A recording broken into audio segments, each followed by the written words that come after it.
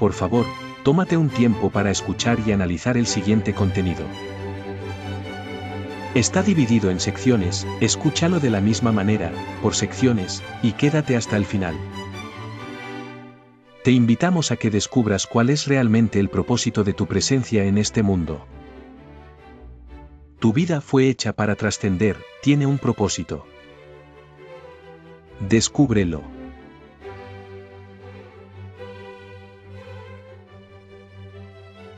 El pecado, una narración épica y emotiva.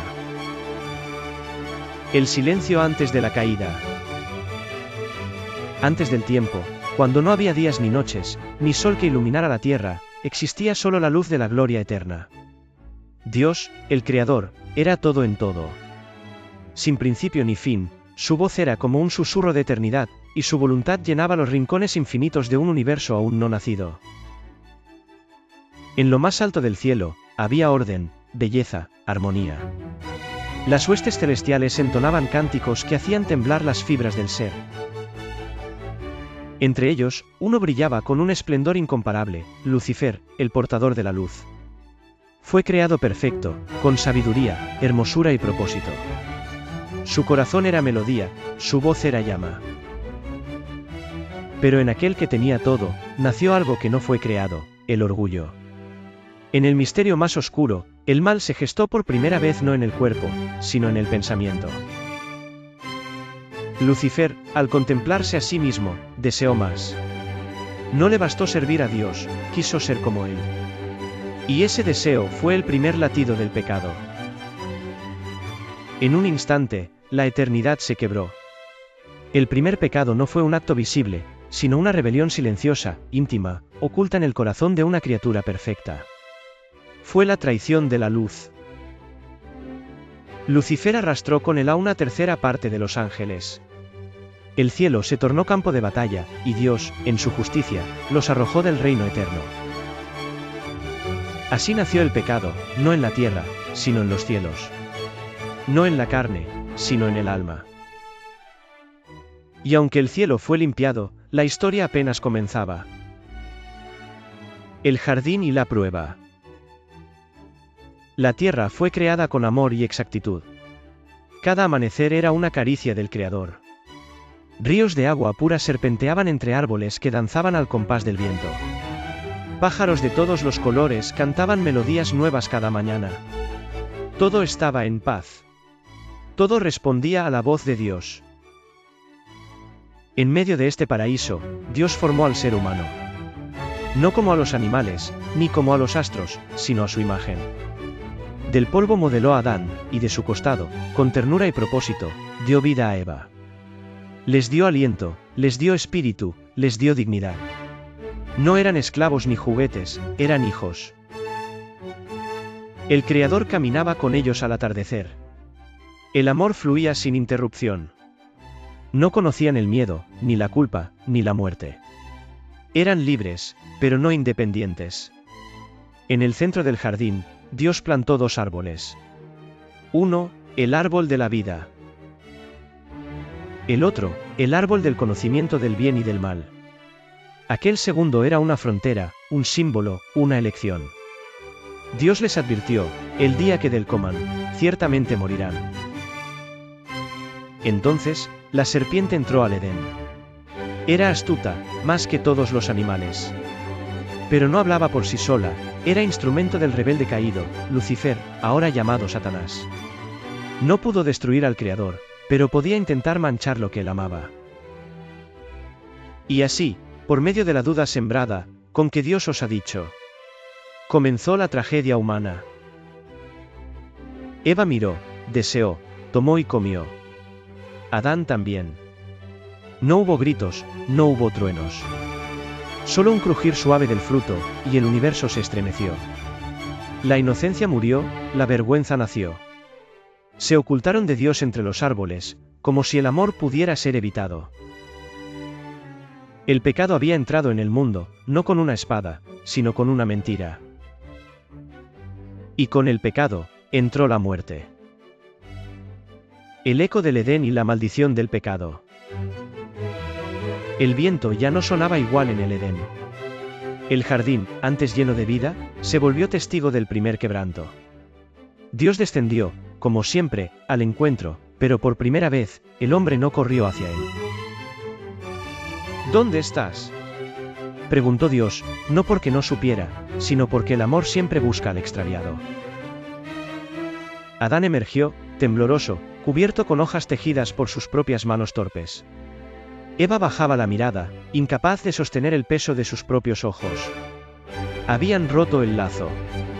Habían rechazado al dador por una sombra de sabiduría. Ya no eran lo que fueron. El juicio fue inevitable. Dios no es indiferente al mal. No podía hacer como si nada hubiese pasado. No sería justo. No sería Dios. A la serpiente, maldición. A la mujer, dolor en su carne y lágrimas en sus hijos. Al hombre, sudor, fatiga y una tierra que ahora resistiría su mandato. Pero más que todo eso, la separación. Fueron expulsados del Edén. Un ángel fue colocado con una espada encendida para que no pudieran volver y extender la mano hacia el árbol de la vida. Ese fue el verdadero castigo del pecado, la ruptura con Dios. Desde ese día, la humanidad carga una herencia rota. No nacemos en el Edén, sino fuera de él. Heredamos no solo la consecuencia, sino la inclinación. Desde pequeños sabemos mentir, herir, desear lo ajeno. El pecado no es solo una acción, es una naturaleza que se aloja en lo profundo. Y así, la historia de todos los hombres empezó con una caída. Pero incluso entonces, en medio de la justicia, Dios pronunció una promesa: la simiente de la mujer aplastaría la cabeza de la serpiente.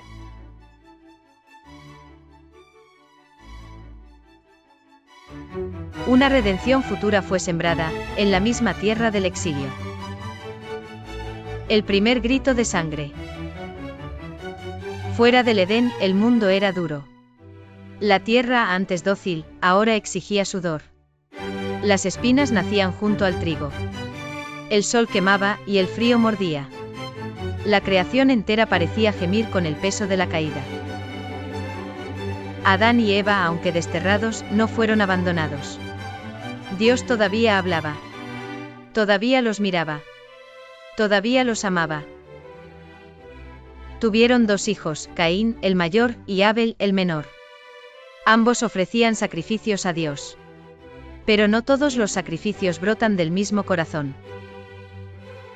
Caín ofreció del fruto de la tierra, Abel, lo mejor de su rebaño, con fe y reverencia. Dios miró con agrado a Abel. Pero no a Caín. Y fue entonces cuando el pecado mostró otra de sus máscaras, la envidia.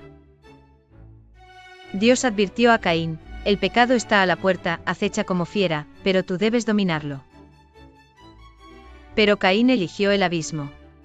Llevó a su hermano al campo, y allí lo mató. La sangre de Abel empapó la tierra y subió como un clamor al cielo. Dios preguntó: ¿dónde está tu hermano? ¿Soy yo acaso su guardián? Respondió Caín, ciego de culpa. Fue el primer asesinato, el primer derramamiento de sangre humana. Y desde entonces, la tierra no ha dejado de beber sangre. Cada guerra, cada crimen, cada odio son ecos de esa primera muerte. El pecado no es solo desobedecer. Es rechazar el amor, despreciar la vida, suplantar a Dios en el corazón. Y su salario es la muerte. No solo la del cuerpo, sino la del alma. Pero Dios, incluso frente al asesinato, no destruyó a Caín. Lo marcó. Lo alejó. Le permitió vivir. Porque aunque el pecado exige justicia, Dios aún planeaba redención. Una historia más grande se tejía entre lágrimas, generaciones y promesas. Y esa historia aún no había dicho su nombre más glorioso. ¿Qué es el pecado? El corazón de la rebelión. El pecado no es simplemente una acción equivocada. No es solo robar, mentir o matar. Es algo más profundo, más silencioso, y más peligroso. El pecado es la ruptura del vínculo entre el Creador y la criatura. Es cuando el alma, diseñada para mirar hacia el cielo, decide mirarse a sí misma. Es una traición interior, un levantamiento contra la voluntad perfecta de Dios. Pecado es desconfianza, como Eva, que dudó del amor de Dios. Pecado es orgullo, como Lucifer, que quiso ocupar el trono. Pecado es autonomía falsa, querer ser nuestro propio Dios. Es más que error, es elección. Es no querer que Dios gobierne. Es decirle, no necesito tu voz, tu camino ni tu verdad. Yo haré mi vida a mi modo. Es declarar independencia del cielo, aunque estemos hechos de su aliento.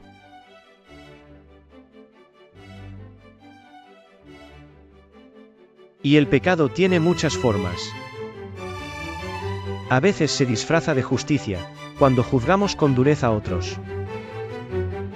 A veces de placer, cuando buscamos llenar vacíos con cosas pasajeras. A veces de indiferencia, cuando callamos ante el mal. A veces de religión sin corazón, cuando hablamos de Dios, pero no vivimos para Él. Pecado no es solo lo que hacemos mal. Es lo que dejamos de hacer bien. Es lo que decimos, y también lo que callamos. Es mirar al necesitado y pasar de largo.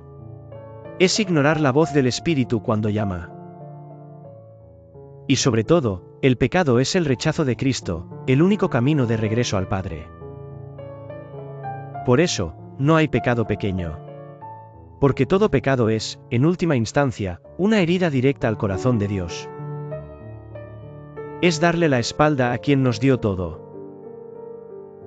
Y sin remedio, el pecado nos separa, nos endurece, nos encadena, y finalmente, nos mata. Pero aún hay esperanza. Y está escrita con sangre. El castigo del pecado, la herencia de la muerte. Desde Caín hasta nuestros días, la historia humana ha estado entretejida con el mismo hilo invisible, el pecado. Lo que comenzó como una desobediencia en el jardín, se convirtió en un río oscuro que ha corrido por todas las generaciones. Pero, ¿cuál es su castigo? ¿Qué consecuencia dejó este abismo? El castigo del pecado es la muerte. No solo la muerte del cuerpo, que llega con el paso del tiempo, sino algo aún más trágico, la muerte espiritual. La desconexión con Dios. La eternidad sin Él. El hombre fue creado para vivir en comunión eterna con su Creador, pero el pecado lo desterró de esa comunión. No se trata simplemente de ir a un lugar o a otro después de morir. Se trata de estar separados de la fuente de la vida ahora, y para siempre. Dios es luz. Y el alma que vive en pecado vive en sombras. Dios es amor. Y el pecado transforma el amor en egoísmo, en violencia, en soledad. Dios es eterno. Y el pecado corta la raíz del alma, condenándola a marchitarse. A lo largo de las Escrituras, el castigo del pecado es constante: exilio, dolor, vergüenza, destrucción. El pueblo de Israel lo vivió. Los reyes lo sufrieron. Los profetas lo denunciaron. El justo lloró por él. El impío se regocijó en él, sin saber su destino. Aún hoy, lo vemos. En las guerras que desgarran naciones. En los niños hambrientos mientras sobra el pan en otras mesas.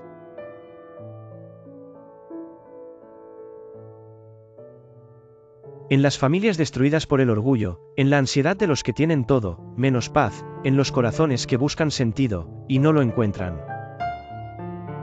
El pecado es una cadena que llevamos desde el nacimiento.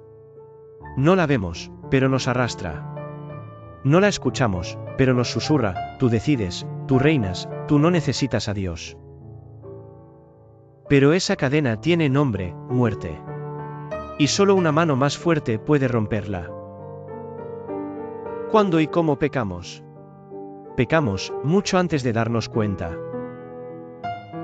El pecado no siempre irrumpe como una tormenta. A veces llega como brisa suave, disfrazado de deseo, de justificación, de necesidad.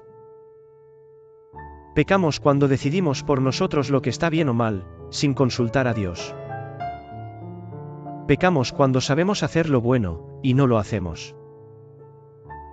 Pecamos cuando amamos más las cosas que al prójimo, y más al prójimo que al Dios que lo creó. El pecado ocurre, en el pensamiento que no se ve, en la intención escondida detrás de un gesto amable, en la palabra que hiere, en la omisión que deja al otro en la miseria, en la mirada de desprecio, en la mentira que cubrimos con silencio. No es necesario alzar un puñal. Basta con guardar rencor. No es necesario robar con la mano. Basta con desear lo ajeno. No es necesario negar a Dios con la boca. Basta con vivir como si Él no existiera. Jesús, cuando vino, no suavizó el pecado. Lo expuso en su raíz más profunda, el corazón. Él dijo: cualquiera que mire a una mujer para codiciarla, ya adulteró con ella en su corazón. Él habló de matar con la lengua, de odiar con la mente, de aparentar piedad sin tenerla. Y eso nos revela una verdad ineludible: todos hemos pecado. No hay justo. No hay santo por sí mismo. No hay humano sin mancha en su historia. Ni el anciano más sabio, ni el joven más fervoroso. Ni el rico, ni el pobre. Ni el que predica, ni el que escucha. Todos estamos quebrados, y necesitamos redención. Pecamos cada vez que el yo se sienta en el trono que solo le pertenece a Dios. Y si el pecado está en cada rincón de la vida, ¿cómo puede el hombre ser libre? La respuesta aún no se ha revelado, pero el cielo ya preparaba su mayor acto de amor. La historia del hombre, una historia de caídas desde el Edén hasta nuestros días, la humanidad ha sido como un caminante herido, intentando avanzar, pero tropezando una y otra vez. El pecado no fue un error aislado de los primeros padres, fue el inicio de un patrón que atraviesa la historia como un río que nunca deja de fluir. La Biblia, libro de vida, es también un espejo de nuestra caída. Abraham mintió. Moisés desobedeció. David adulteró y mató. Jonás huyó. Pedro negó. Judas traicionó. Los héroes de la fe no fueron inmunes al pecado. Eran humanos, como tú y como yo. Conocieron el susurro de la tentación, el frío de la culpa, la soledad de la caída. Todos, en algún punto, escucharon más su deseo que la voz de Dios. Y lo más sorprendente, es que Dios nunca los rechazó del todo. Sí, corrigió. Sí, castigó. Pero también perdonó. Porque aunque el pecado separa, el amor de Dios insiste. No se resigna. No se aparta fácilmente. Su fidelidad no depende de nuestra pureza, sino de su promesa eterna. Pero el corazón del hombre, endurecido por generaciones, no se ablandaba.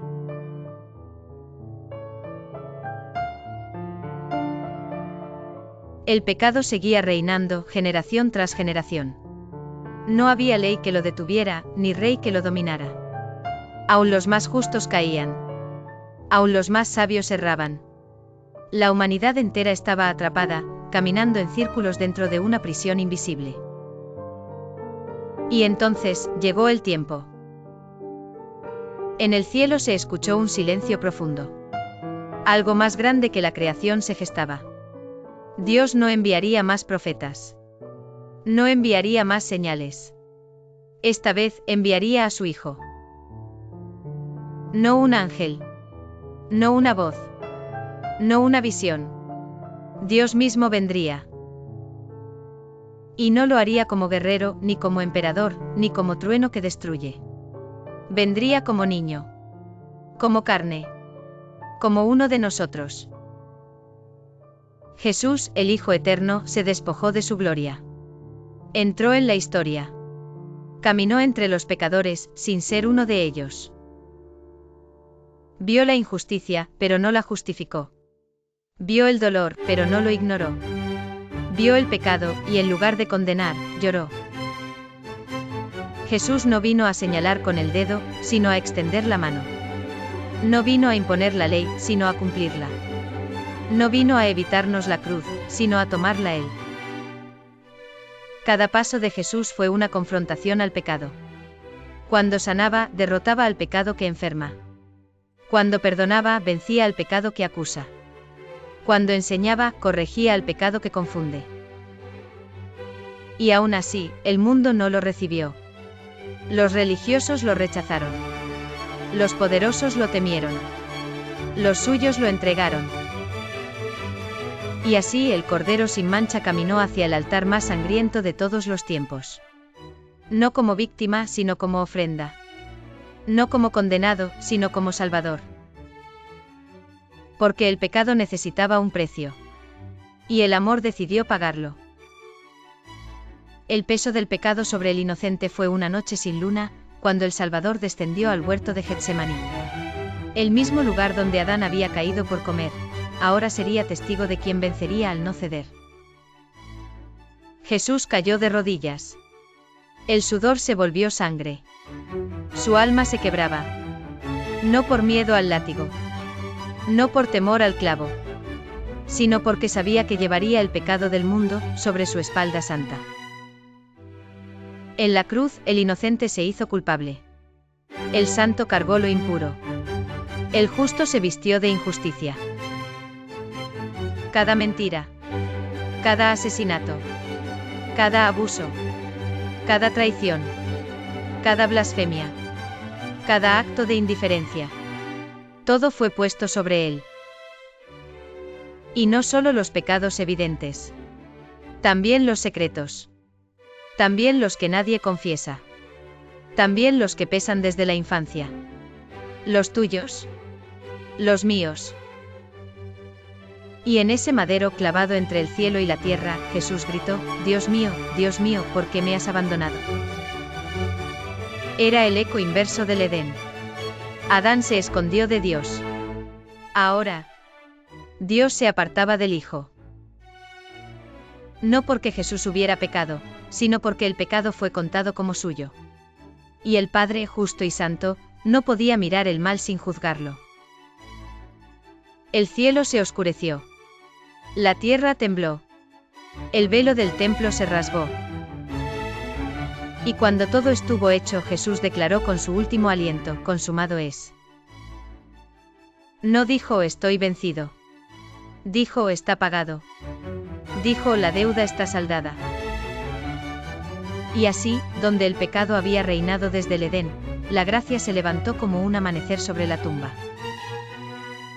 La victoria del amor sobre el pecado. 3 días pasaron. 3 días de silencio, de luto, de oscuridad. El pecado creyó haber vencido. El infierno celebró.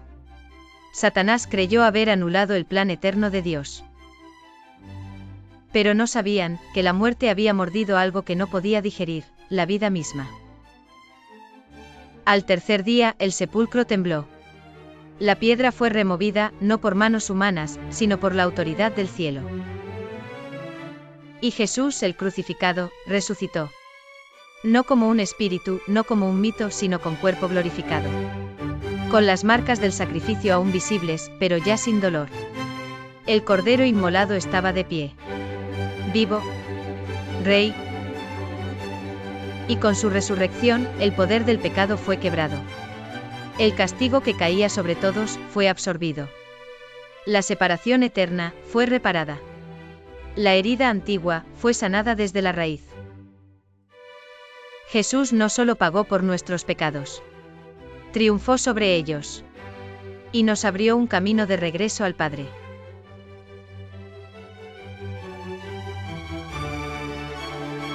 La vida del redimido en un mundo caído es un tema rico en enseñanza y reflexión para quienes buscan entender cómo se puede vivir como un redimido en un mundo plagado de incertidumbres y tentaciones. En este mundo caído, los redimidos no se vuelven a los antiguos caminos, pues sienten que han cambiado profundamente desde su interior. Esto lo puede explicar la experiencia de un redimido cualquiera, alguien que conoció el perdón y sintió que su vida se transformó por completo cuando Dios le formó un nuevo corazón.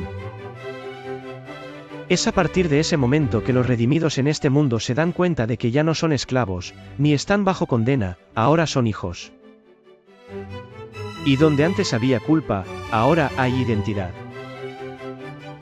Sin embargo, este estado de gracia no significa ausencia de lucha, sino lo contrario, vivir como redimido en un mundo caído es una batalla constante. La tentación sigue hablando, el mundo continúa vendiendo sus mentiras, y la carne aún recuerda los viejos caminos. Así es que el creyente no puede dejarse guiar por instinto, sino que debe caminar en el espíritu, vigilando su mente, cuidando su lengua y sometiendo su voluntad. Dios no pide perfección instantánea, sino que llama a sus hijos a una santidad progresiva. Para ello, ha dejado armas que el mundo no reconoce, la palabra, que revela la verdad frente al engaño, la oración, que conecta el alma con el cielo, el Espíritu Santo, que da poder para resistir y consuela cuando se cae. Y la comunidad de fe, que levanta al débil y recuerda al fuerte que no camina solo. El pecado se fortalece en lo oculto, pero se debilita cuando se expone a la luz. Un cristiano verdadero no es aquel que nunca cae, sino el que después de cada tropiezo vuelve al trono de la gracia. Y cada regreso lo hace más fuerte, pues cada día vivido con temor de Dios es una victoria contra el reino del mal. La vida del redimido es un camino hacia la eternidad, consciente de que todavía hay batalla, pero también consciente de que ya hay victoria. El pecado puede tocar la puerta, pero Cristo vive dentro de la casa. Esta libertad gloriosa de los hijos de Dios refleja que el perdonado ha sido liberado no para vivir según sus deseos egoístas, sino para vivir en comunión con Dios, amando al prójimo, con dominio propio y en verdad. Ahora, no hay una vida que escapa del pecado por miedo al castigo, hay una vida que busca agradar a aquel que nos amó primero, lo cual representa la verdadera libertad. La libertad de Cristo no es como la del mundo, no es desenfreno ni egoísmo, ni hacer lo que plazca. Más bien, es la libertad de poder decir no al pecado, obedeciendo por amor, no por obligación. Es mirar la tentación a los ojos y saber que uno ya no es su esclavo. Antes, el pecado dominaba por naturaleza, pero ahora se resiste con el poder del Espíritu, lo cual transforma todo en la vida de una persona. Este cambio abarca desde la manera de hablar, bendiciendo en vez de herir, hasta como uno ve al prójimo, dejando de competir y empezando a servir. La transformación toca el tiempo, cuerpo, trabajo y familia, porque todo lo que una persona redimida toca lleva ahora la marca del cielo. La culpa y vergüenza han sido lavadas, el pasado ya no define al redimido, quien no es su pecado sino lo que Cristo hizo por él. Sin embargo, el mundo aún gime bajo el peso del pecado y aunque la cruz fue erguida y el sepulcro quedó vacío, las noticias siguen mostrando guerras, abusos, corrupción y engaño. La humanidad avanza en tecnología pero retrocede en virtud.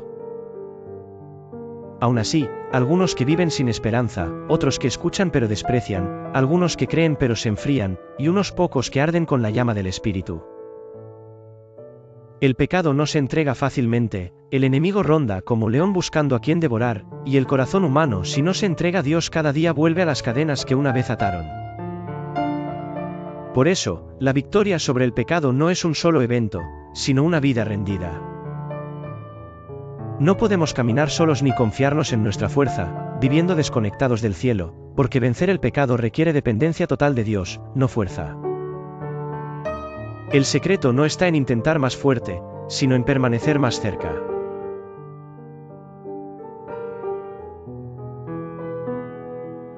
Transformar la rutina en camino a la eternidad. Dios no solo quiere redimir tu alma. Quiere redimir tu agenda, tus hábitos, tu entorno. Para vivir pensando en la vida eterna, debemos organizar nuestra vida con propósito. No como quien corre en círculos, sino como quien avanza hacia una corona incorruptible. 1. Comienza el día con Dios. Antes del ruido del teléfono, de las urgencias, busca su rostro. Lee. Ora. Medita. No por obligación, sino por hambre. 5 minutos de luz pueden cambiar todo el día. 2. Ordena tus pensamientos. Lo que piensas define lo que eres. Filtra todo: música, series, conversaciones, redes. ¿Te acercan al cielo, o te arrastran lejos? 3. Vive con intención. No vivas por reacción. Vive con propósito. Haz todo como para el Señor, tu trabajo, tus estudios, tus palabras. No hay tarea pequeña cuando se hace con el reino en mente. 4. Evalúa tu entorno. ¿Con quién caminas? ¿Quién influye tu corazón? Rodéate de personas que te eleven, que te hablen con verdad. Sé luz, pero no te enredes con tinieblas. 5. Aparta tiempo para servir. Nada mata el ego como servir al necesitado. Y nada te acerca más a Cristo que amar a los pequeños, a los olvidados, a los heridos. Esperar con los ojos en el cielo. Cada decisión que tomamos aquí resuena en la eternidad. Por eso vivir pensando en la recompensa eterna no es fanatismo. Es sabiduría eterna. Jesús prometió: voy pues a preparar lugar para vosotros. La meta no es esta tierra. No son los aplausos, ni la fama, ni el éxito efímero. Es ver su rostro. Es oír: bien, buen siervo y fiel. Y la eternidad no será un lugar de nubes y arpas.